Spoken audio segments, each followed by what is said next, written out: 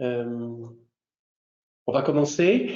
Je vous remercie tous de vous être connectés sur ce webinaire. Et donc, on va passer le premier slide pour vous proposer, vous présenter les intervenants d'aujourd'hui. À tout seigneur, tout honneur, Arnaud Thévenard, notre client de RATP Dev. Bonjour Arnaud. Bonjour Gérard, bonjour à toutes et à tous. Donc oui, je suis Arnaud Thévenard et j'appartiens donc à la DSI Corporate RATP Dev et je suis directeur du domaine Marketing Digital BI Intégration. Merci Arnaud. De notre côté, en face de vous, il faut au moins 3 experts. Donc, Nicolas Marivin. Nicolas, tu es directeur de la Data Intelligence chez nous, chez Kerus. Et Laurent. Bonjour. Laurent, tu es architecte et tu es intervenu largement autour du projet de RATP Dev. Voilà, en termes d'agenda, je vous propose, et pour ma part, Gérard Duquesne, je suis en charge du secteur public chez Kerus. Et j'ai la chance de m'occuper du client RATP Dev depuis longtemps. Je vous propose l'agenda suivant, un agenda un peu construit en 3 temps. Le premier temps sera de vous donner un petit peu les bonnes pratiques, un retour d'expérience à travers le projet RATP Dev, mais aussi tous les projets que nous menons aujourd'hui, donc les bonnes pratiques pour réussir un projet de mise en place d'une data platform. Ça, c'est le premier temps, ce sera l'intervention de Laurent et de Nicolas. Le deuxième temps, c'est évidemment le morceau de choix, c'est l'intervention d'Arnaud Thévenard qui nous livrera son retour d'expérience sur son projet. Et puis le troisième temps sera évidemment un temps pour les questions-réponses. Donc, encore une fois, que nous vous proposons de poser en utilisant le chat si vous voulez bien. Voilà. Laurent, je te laisse donc nous présenter rapidement les bonnes pratiques pour des projets de mise en place de data platform. Alors bonjour. Donc pour commencer, je vais faire juste un petit laïus sur le data lake versus data platform. Donc vous savez tous, un data lake, le lac de données, l'objectif c'est de collecter l'ensemble des données de l'entreprise pour les servir à des clients. Seulement, on fait attention, le data lake ne doit pas être un marécage. Il faut quelque part construire en fait les usages qu'on veut en faire. Et dans cette présentation, dans ce slide, quelque part, on montre que en fait, l'ingestion se fait, oui, dans un data lake, donc l'ensemble des fichiers mis à disposition sous toutes les formes pour tout type de données. Mais dès qu'on veut faire de l'analyse, il faut structurer et puis avoir un modèle de données qui permet justement de driver les KPI de l'entreprise et les mettre à disposition aux bonnes personnes. D'un autre côté, sur la partie analytique data science, donc un deuxième flux, on peut aussi bénéficier en fait des données les plus granulaires versus les croiser avec ces mêmes KPI pour en dégager de la valeur et pourquoi pas créer de nouveaux KPI qui vont permettre à l'entreprise de se développer. Donc c'est un petit laïus sur le fait qu'on va plus travailler sur une data platform où on va essayer de gérer un petit peu ces deux mondes, à la fois la donnée la plus granulaire et la donnée un peu agrégée, préparée, structurée, et faire cohabiter un petit peu ces deux mondes. Alors, les conseils de Kerus, c'est avant de démarrer son projet Data Lake, enfin Data Platform, il y a 4 facteurs qui nous semblent importants. Le premier, c'est on ne crée pas une data platform pour se faire plaisir. Le sujet, c'est bien répondre à des besoins métiers et donc être en mesure d'avoir une vision globale de l'ensemble des usages métiers dans un premier temps. Donc, travailler avec les métiers dans un premier temps pour définir en fait ce dont on a besoin, ce qui va pouvoir induire en fait une architecture data qui est pragmatique. On construit ce dont on a besoin et ce qui correspond un petit peu à l'entreprise. Cette architecture-là, il ne faut pas que ce soit un déversoir de données non maîtrisées. Dès le départ, il faut avoir une vision de connaissance, capitalisation de la connaissance des données et gestion en fait de cette distribution qu'on voit par cette notion de data gouvernance par design. Et enfin, faut qu'on soit capable de passer à l'échelle, il faut qu'on puisse intervenir sur ou réagir sur ces infrastructures qui sont de plus en plus réactives et qui doivent s'adapter aux besoins d'entreprise. Et donc, la notion d'industrialisation est un facteur clé de réussite de ces environnements qu'il faut intégrer en fait dès le départ. Donc, je vous propose de développer chacun de ces facteurs. Donc, le premier, c'est la vision exhaustive des besoins métiers. On n'est pas obligé d'aller jusque la petite donnée qu'on va aller chercher. L'objectif, c'est une démarche de collecte pour avoir une vision, une double vision, hein, c'est bien le terme, une vision claire de ce qu'on va faire à l'avenir et savoir par quoi on va commencer en fait. Avoir cette vision courte et moyen long terme est quelque chose d'important. L'idée donc c'est d'avoir une idée des tendances et de définir en fait quels sont les points de blocage qu'on pourrait rencontrer pour être en mesure de pouvoir construire en fait les pilotes qui vont lever les doutes et qui vont démontrer par l'exemple, par la réalisation que l'implémentation choisie est réalisable. Et donc, ça fait un premier temps. En deuxième temps, c'est les finalités du business doivent être claires, l'implication du métier doit être claire et la construction en fait de la plateforme n'est pas une finalité. Il faut être en mesure de l'exploiter et de valoriser les données. Il faut pas se rendre compte en fait à la fin de la mise en place qu'il n'y a pas de valeur. La valeur, elle doit être leitmotiv du début à la fin. Et la fin, en fait, j'ai envie de dire, il n'y en a pas. C'est un cycle permanent en fait de renouveau qui fait émerger en fait cette valorisation. Ça c'est le premier point. Le dernier point, c'est ne faut pas se lancer en fait dans un usage impossible à mettre en œuvre. Il faut que les données soient disponibles, il faut qu'elles soient de qualité et il faut que à la fois les métiers et l'IT aient confiance en cette plateforme. Et donc pour cela, il faut sortir en fait de cette première phase avec une grille des exigences claires métiers et mettre en exergue en fait les contraintes techniques et pas dans l'inverse. Du coup, c'est ce qu'on a fait en fait chez RATPDev. On a mis en œuvre un pilote du coup pour 4 filiales et pour prendre en compte du coup les besoins et les spécificités de ce SI qui contient 110 filiales. Voilà, et le dernier point, donc l'usage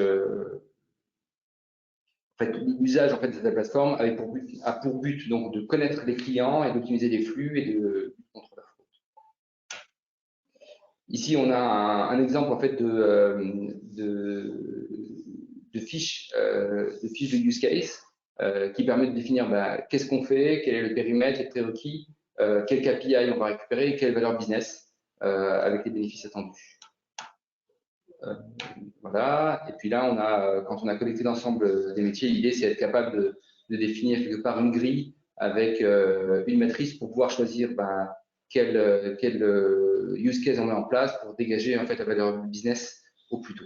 Donc le fait de voir à double focale n'est pas un frein à l'agilité, mais il n'empêche que ça reste quand même une cible qui définit quelque part une trajectoire qui peut apporter en fait de la valeur de manière progressive. Le deuxième point, c'est l'architecture pragmatique. Donc, qu'est-ce que c'est qu'une architecture pragmatique? C'est, dans un premier temps, c'est une architecture qui répond aux besoins du métier et qui permet aussi d'aller plus loin et de répondre aux besoins à venir. Il ne faut pas céder à l'envie de faire de l'art. La technologie, c'est bien, mais si elle ne répond pas aux besoins métiers, du coup, elle ne sert à rien, elle amène la complexité et elle apporte des risques à trouver en fait les bonnes compétences. Ça c'est le premier point. Le deuxième point, c'est il faut bien prendre en compte en fait la stratégie de l'entreprise et les contraintes IT pour que cette architecture elle puisse être opérée en fait par l'entreprise. Et comme je disais juste avant, il n'est pas nécessaire de tout faire du premier coup. Il faut qu'on sache vers où on va et on échelonne donc par release les différents travaux. C'est ce qui a été fait chez RATPDev où on a fait un choix d'une solution iPaaS. Donc, c'est un ETL que l'on a choisi, plutôt qu'une technologie de type Big Data avec des besoins forts en ressources pour coder toutes les transformations. Et l'autre point important, c'est RATP Dev a choisi un clouder, mais le clouder n'est pas forcément quelque chose qui est c'est structurant, mais il faut qu'on puisse en sortir, à savoir choisir entre AWS, Azure ou autre. La réversibilité est quelque chose d'important, donc du coup, penser sur des rôles de composants et pas les composants eux-mêmes. Troisième point, donc là, de quoi on parle quand on parle de gouvernance? Le premier point, c'est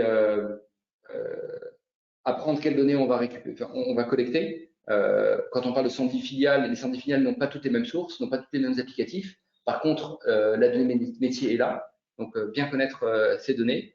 Donc les identifier pour être en mesure de pouvoir les faire converger vers un même socle, en mesurer la qualité, du coup les classifier pour savoir lesquelles sont sensibles, lesquelles ne sont pas sensibles, et qu'est-ce qu'on fait en fait avec l'usage de ces données-là. Être compliance, notamment RGPD. C'est le premier point. Deuxième point, une fois qu'on maîtrise ces données, du coup, il faut qu'on puisse les gouverner dans le sens les gérer et les distribuer, s'en servir. Donc ça implique de définir des rôles des populations habilitées et savoir exactement qui fait quoi, donc mettre en place les mécanismes de traçabilité. Voilà. Dans le cadre de ce projet, donc, il y a des forts sujets de données personnelles, donc il y a des réglementations qui sont plus ou moins complexes, notamment sur le déplacement en fait, des utilisateurs dans les réseaux RATP. Donc du coup, il y a eu cet impact fort sur l'anonymisation, pseudonymisation et aussi la purge des données. Et si ces mécanismes-là ne sont pas mis en place dès le début du projet, ça devient très compliqué en fait à posteriori pour pouvoir les gérer. Voilà. Et donc, comment ça a été réalisé chez RATP?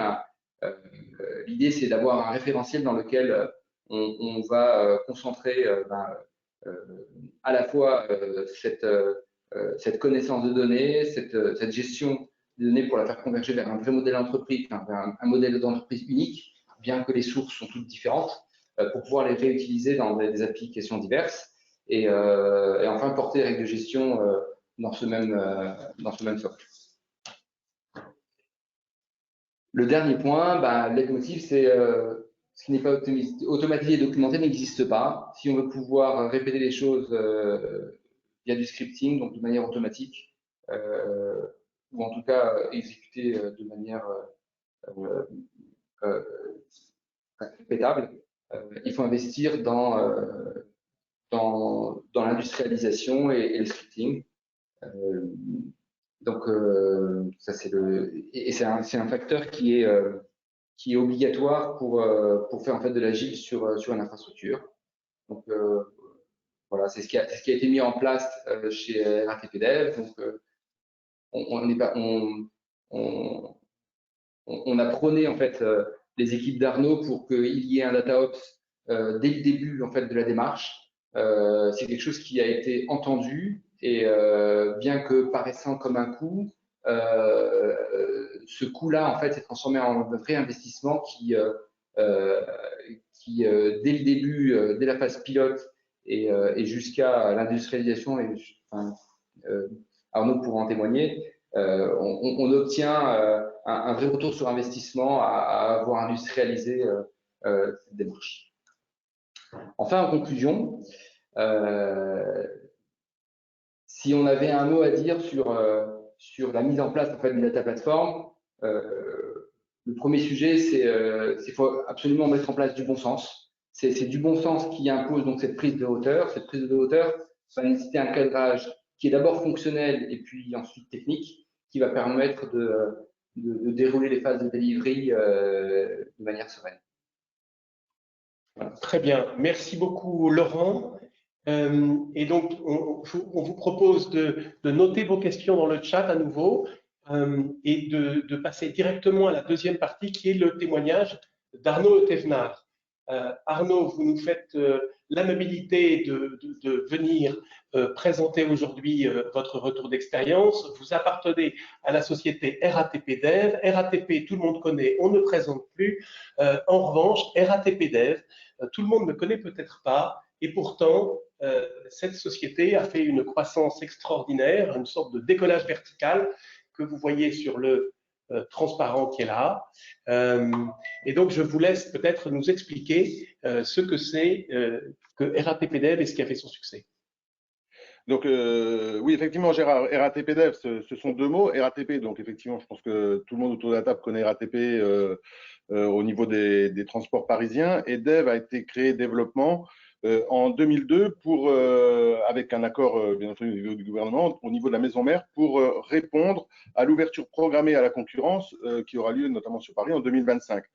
Et cette société privée a été créée pour développer notre expertise partout dans le monde. Et donc, on le voit là désormais, puisqu'on est présent dans une douzaine de pays, 12-13 pays. Et désormais, on atteint 20 000 collaborateurs. Et donc, RATP Dev exploite et maintient des réseaux de transport un peu partout dans ces pays. Donc, exploiter, c'est toute la partie organisation du transport, des bus, des trams, de la planification des conducteurs, par exemple. Et puis, toute la maintenance, bien forcément, liée au transport, on a tout un ensemble d'assets. Et bien, c'est la maintenance de tous ces équipements dont on a la responsabilité pendant une période donnée. Alors, juste une question avant de passer au projet. Arnaud, tous les 200 clients qui nous font le plaisir de nous écouter aujourd'hui sont tous des clients de Kerus et ils sont tous sensibles à l'organisation de la donnée. Nous, on trouve que vous avez chez RATP Dev une belle organisation qui fonctionne bien. Est-ce que vous pouvez nous en dire un mot? Oui, bien entendu. La première chose pour décrire cette organisation, en fait, en 2018, il y a un plan stratégique qui a été lancé et la DSI, qui à l'époque était rattachée à la direction financière, a été rattachée à une direction métier, en l'occurrence la DDMI pour direction marketing, digital, innovation, sous la responsabilité de Cyril Giraudat.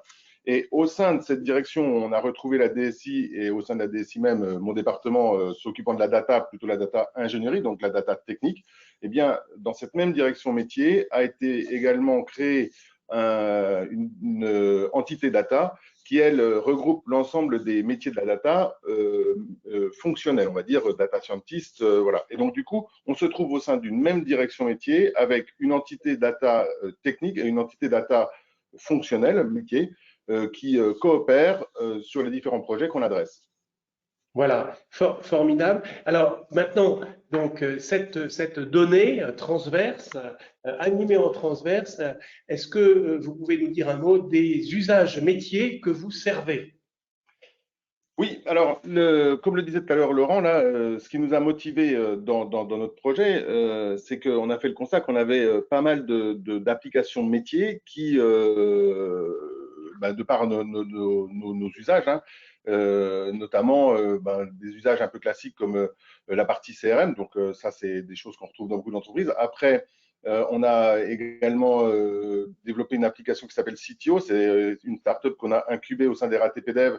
Vous pouvez retrouver d'ailleurs toute la description sur Internet de CTO, mais donc qui permet notamment d'optimiser les réseaux de transport à partir des données liées au transport à la fois des personnes et des assets bus, tram, etc. Et puis, un certain nombre d'autres applications, donc des KPI plutôt financiers et bien entendu, tout ce qui est également des applications autour de la maintenance. Donc là, on avait mis maintenance prédictive parce que c'était une projection, mais en tous les cas, données autour de la maintenance, là aussi, on a pas mal d'applications autour de ça.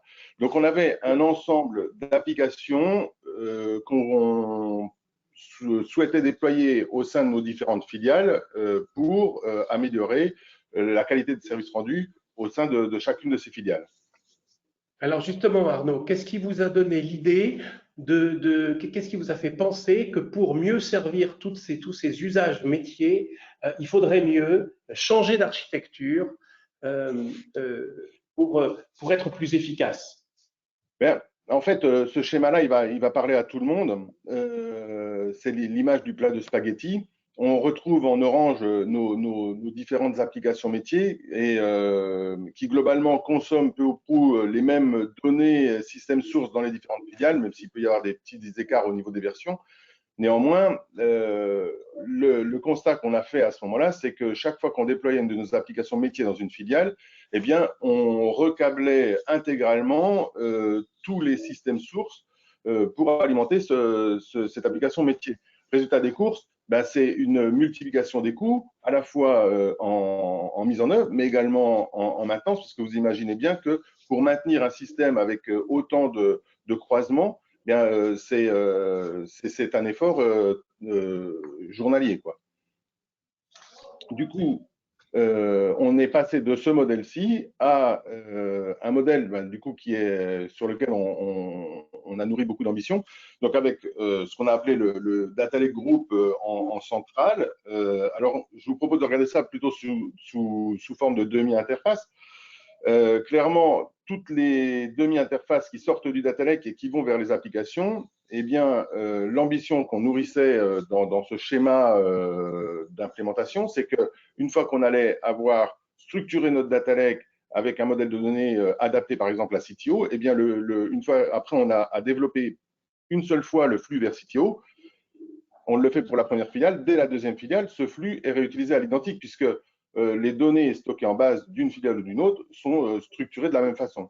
Donc, l'effort est moindre au moment où on câble la deuxième filiale. Et après, lorsqu'on regarde les autres demi-interfaces du système source vers le Data Lake Group, là, le schéma est un petit peu moins vertueux parce qu'il y a des différences entre les systèmes de billettique, les systèmes de finance ou de maintenance, différences de version, différences de modèles.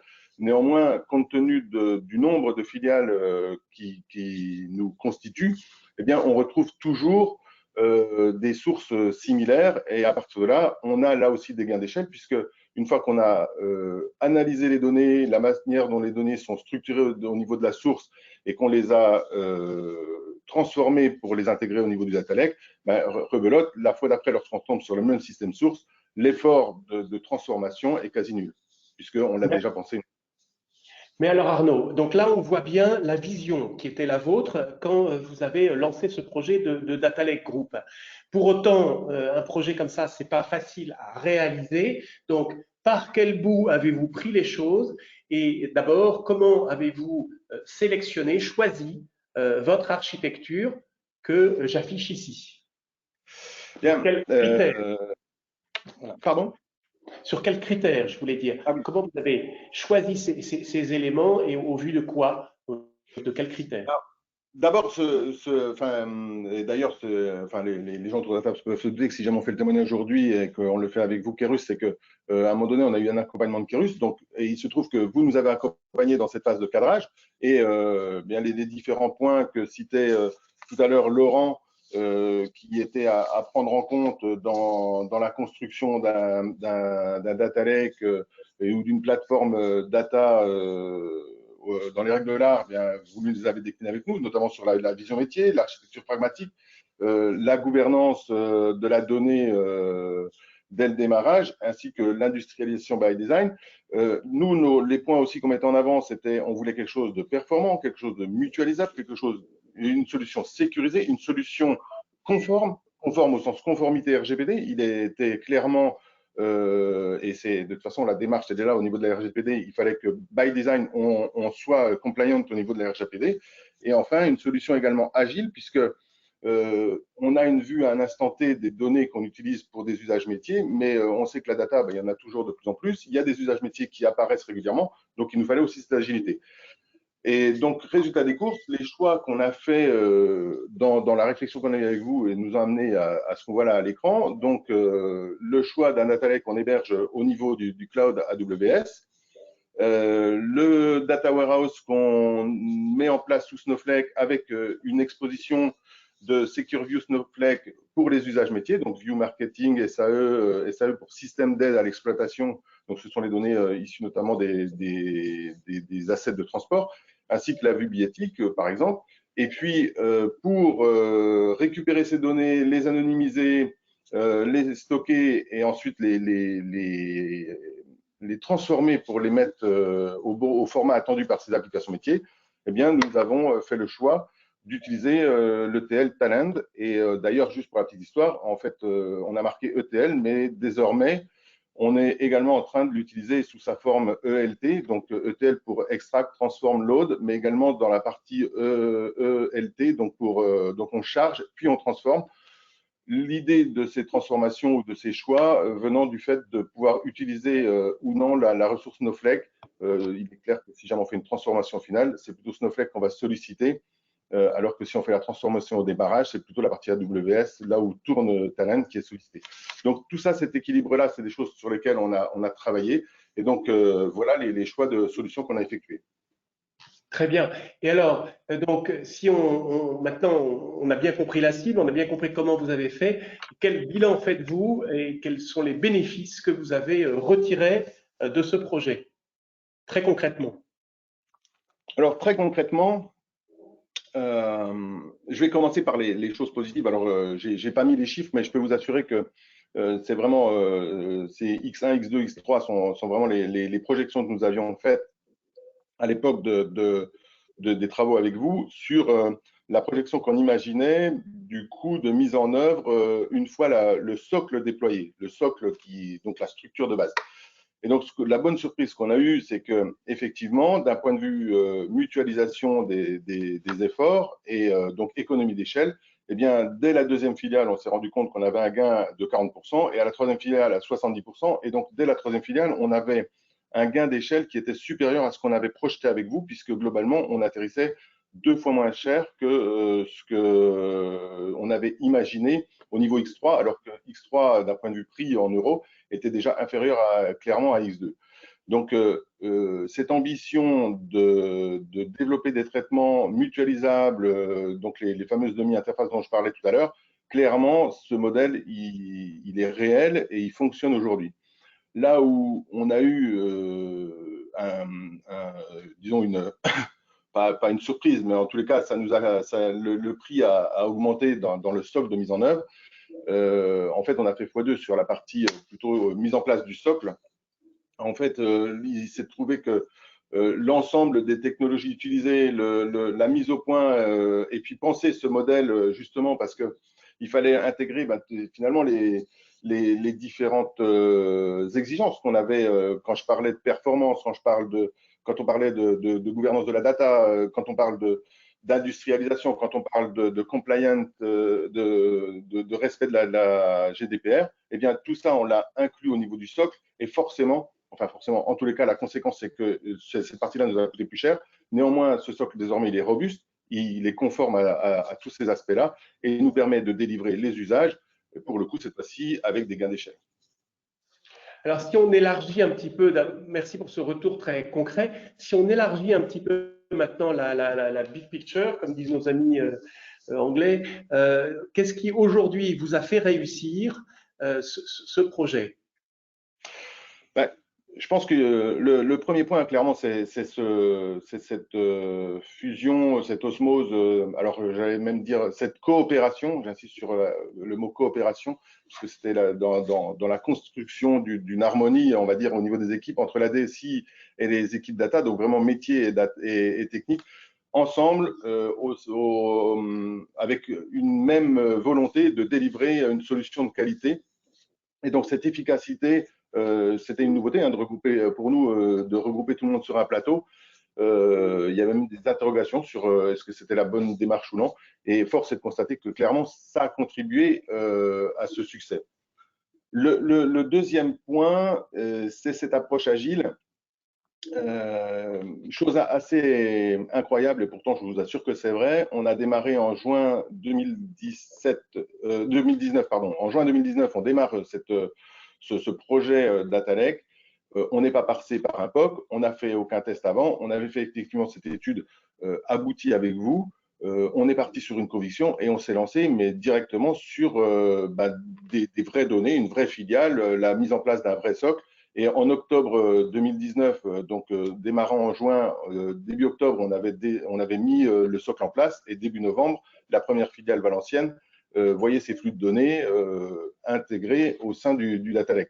Donc, une vraie agilité, une rapidité. Cette méthode agile nous a réellement permis de nous adapter finalement à cette découverte de ces nouvelles technologies, de leurs caractéristiques, et également, le chemin faisant, parfois de réajuster, et ce de manière très très rapide, des choix qu'on aurait fait à un instant T pour s'assurer que ces fameux rendez-vous performance, fiabilité, respect des normes et notamment de la GDPR soient bien atteints. Un point particulier, Arnaud, si vous permettez, on a vécu ensemble l'arrivée de la crise Covid et j'ai trouvé que c'était un peu un révélateur finalement dans votre projet. Oui, vous avez raison. On l'avait mis là en retour d'expérience comme un succès. Et quand on regarde la manière dont ça s'est passé, c'était juste incroyable parce que c'était un apport qu'on imaginait au départ, mais qu'on n'avait jamais concrétisé. Je vais vous expliquer pourquoi. En fait, tout à l'heure, je vous ai parlé de CTO qui avait toutes les informations de transport. Donc, grâce à CTO, on arrive à voir la performance d'un réseau de transport, donc quelque part l'activité qu'il a à un instant T.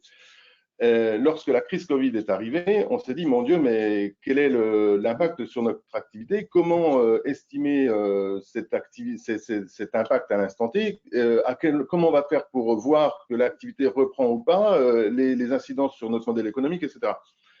Mais en fait, et tout d'un coup, on s'est dit, mais incroyable, on a l'ensemble des données nécessaires au sein du data lake. Il nous suffit juste de pivoter un tout petit peu, si je peux prendre cette expression, pour construire un nouveau reporting à partir de ces données de transport, pour ensuite être capable de comparer entre les données historiques et désormais les données qui nous remontent au quotidien et de réellement matérialiser l'impact Covid sur notre activité. Et donc ça, je pense que on l'a fait en très très peu de temps et d'un coup c'était clairement à disposition des filiales qui étaient déjà connectées au niveau du data lake, donc je citais Brest, Angers et Valenciennes. Eh bien clairement, si on n'avait pas été dans ce modèle-là, on aurait été obligé de faire 3 fois les développements, de penser 3 fois les modèles avant d'avoir cette restitution. Donc notre temps de réaction n'aurait jamais été aussi rapide. Oui, et alors, moi, ce qui me frappe aussi chez vous, c'est qu'aujourd'hui, ce data lake, non seulement vous l'avez développé rapidement, non seulement il rend il tient à la performance, etc., mais je trouve qu'il est rentré dans l'esprit de chacun et que donc c'est un peu un incontournable aujourd'hui d'RATP Dev. Alors, oui, un peu, en fait, clairement, désormais, il fait partie intégrante de ce qu'on propose pour aider à la meilleure exploitation des filiales qu'on nous confie. Et donc, oui, il fait partie intégrante des réponses qu'on a et de notre démarche de mise à disposition au niveau de nos filiales. Et également, donc, en même temps, en plus de ce fait-là, de l'inclure comme étant désormais mandatory, enfin incontournable dans notre fonctionnement, eh bien, en parallèlement à ça, on a aussi toute une partie un peu R&D autour du data lake pour que on soit en perpétuel, tout le temps en mouvement pour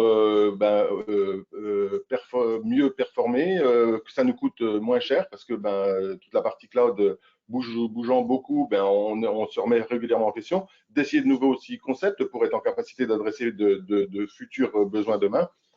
Donc, c'est une vraie activité journalière autour de data lake. Alors justement, Arnaud, avec votre équipe qui est toujours pleine d'idées, bouillonnante, donc aujourd'hui, vos prochaines étapes, vos projets pour 2021?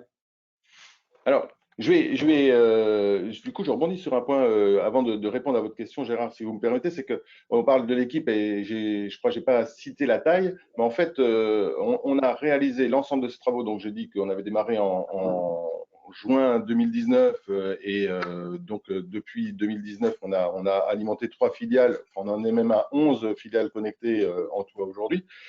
Et on l'a fait avec une équipe de 6 personnes.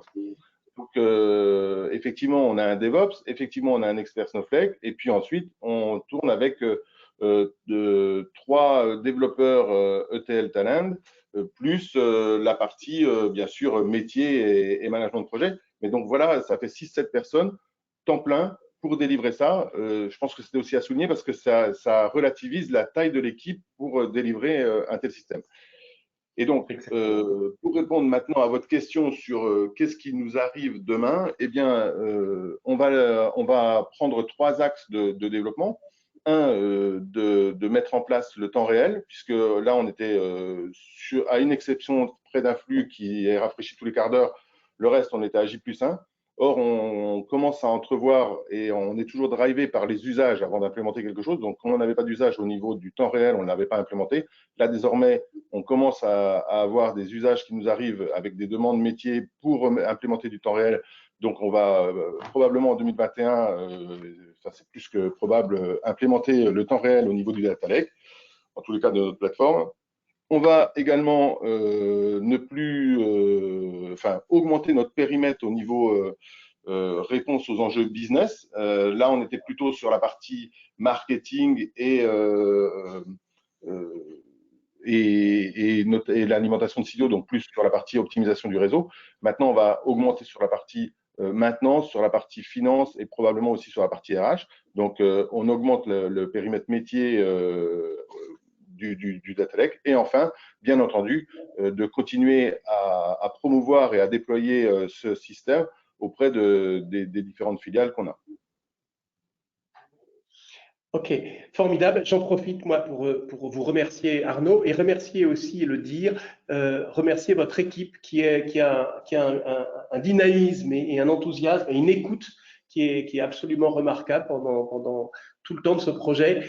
Voilà, et ce qui fait que notre équipe est très heureuse de travailler pour vous. Voilà, on va peut-être en venir aujourd'hui, maintenant aux questions. Camille, si tu as, ou Nicolas, si vous avez des questions qui sont venues sur le… Moi, je ne les vois pas, et des questions qui sont venues sur le chat.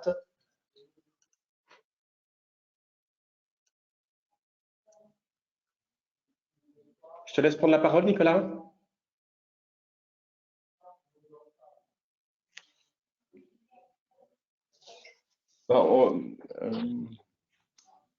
Gérard, je sais pas, je vois, il y a quelques questions là. Il y a Madame Faure là, qui posait une question sur le Privacy by Design. Ça, c'est quelque chose qu'on a clairement implémenté nous au niveau RATP Dev, mais je pense que ça faisait aussi partie des bonnes pratiques que vous nous aviez, poussées. Oui, en fait, on les a intégrés dans le DataGov by Design.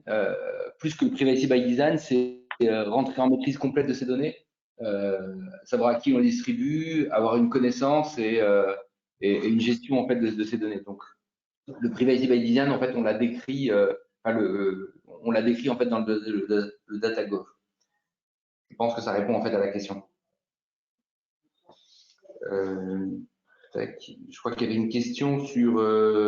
Pourquoi Snowflake? J'avais une question, d'abord, j'avais une question sur la version de Talent. Donc, oui. Ça, c'est facile à répondre. Le Talent utilisé, c'est un Talent Cloud en 7.2. Il y avait une question sur la ségrégation des données. Alors, en fait, les données arrivent… je vais essayer de répondre aux 2 questions en même temps. En fait, il y a une question sur la ségrégation des données. Et il y a une question qui a été posée sur… vous avez utilisé 2 bases sur Cloud pour vos données, AWS et Snowflake. Pour quelle raison? La base Snowflake serait-elle suffisante? Donc, je vais essayer de répondre en fait à ces 2 questions en même temps. Donc, le premier sujet, c'est que en fait sur AWS, on a utilisé que la couche S3, qui va être le niveau raw data. Donc, c'est le premier niveau de ségrégation. Les données arrivent sur des buckets. Et ces mêmes buckets, alors, il y a 2 niveaux en fait de raw data. Il y a le premier qui est vu de la filiale, dans laquelle on va opérer en fait notamment l'anonymisation pour la déverser en fait sur les buckets corporate, où là on a un premier niveau de privacy by design qui est posé. Et ensuite, les données sont… Donc ça se fait de manière automatique. Et ensuite, les données sont ingérées en fait dans Snowflake qui voit ce même data lake, parce que Snowflake n'est pas un data warehouse, c'est une data platform, va voir ces données-là sur les buckets S3. Donc, il utilise aussi en RAW, en zone RAW, pour pouvoir les ingérer en fait dans des data marts. Et les data marts sont des data marts métiers qui sont découpées en data mart exploitation. Enfin, c'est les opérations, donc les exploitations, ticketing et marketing. Et voilà, donc là, je crois avoir répondu à la ségrégation et pourquoi Snowflake et AWS, parce que S3 nous paraît le plus judicieux pour pouvoir recevoir en fait les données raw. Voilà. Est-ce qu'il y a d'autres questions?